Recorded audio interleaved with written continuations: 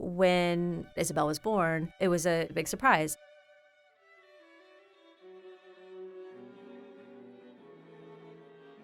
We didn't know whether we would be having a boy or a girl because I just hadn't asked the doctor. I didn't want to know. I had a C-section and the surgeon pulled her from me and then said to her dad, "Can you announce the sex? Tell mom the sex of the baby." And he fumbled a little bit because I think he was surprised too. And he said, "She's a girl." Thinking about what her being a girl is going to mean for her life, a lot of that didn't really set in until later. I think some of my first reflections on that had to do with as her personality became clearer to me. She has a certain seriousness about her. She's not your usual kind of like cute kid kind of child. She's got a kind of like skepticism about her. So if she's approached by a stranger who's like, "Look how cute you are," she's just kind of like staring at them like, "Why are you in my face?" She's just really perplexed by it. And so as I started to observe that, it really took me back to my own childhood and my memories at school, constantly being told to smile. And I went to a predominantly white school and only had white teachers. So this was usually white women telling me to smile. And I just remember being like, my kid, like perplexed, like my default facial setting was just like constantly police. And so I think about that with her a little bit. She's a thoughtful Black girl and she's very observant. She's taking it all in. And I think when it shows up in a younger child, it's just like, oh, here's an angry Black woman in the making, and they get told to smile. And I don't want that for her. Another way in which I've taken her gender into account is how her being a girl is going to affect how I care for her and prepare her. She had just turned 1 when all of the Me Too revelations and accusations hit the news. And I remembered hearing women coming forward with their stories of being harassed or assaulted, and it kind of hitting home like, oh my God, I'm gonna have to prepare her for this, and I'm gonna have to think about how to talk to her about how to stay safe. People talk about the particular perils of raising a Black boy, having to be more worried about a Black boy in terms of mistreatment at school and in terms of coming into contact with police. But I've written a lot about the ways that actually Black women do suffer violence at the hands of the police. Often it's sexualized violence, but it just shows up in different ways. I'm a Black mom, I'm a Black parent, and our race and my gender and my daughter's gender, all these things play a role in how we're experiencing the world.